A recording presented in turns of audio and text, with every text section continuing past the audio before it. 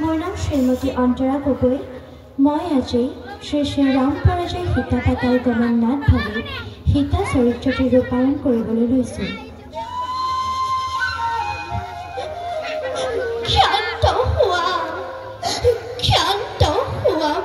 জনগণ জানকীৰ জয়ধ্বনি নাই প্ৰয়োজন।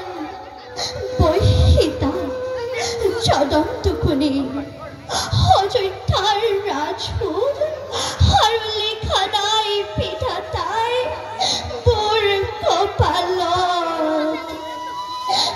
সীতা মই চিৰৰে ধৰি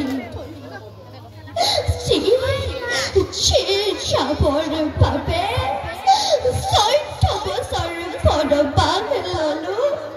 শিৰ পাতি সতীত্বৰ ওপৰত সন্দেহ কৰিছিল অগ্নি পৰীক্ষা সমুদ্ৰৰ তীৰত।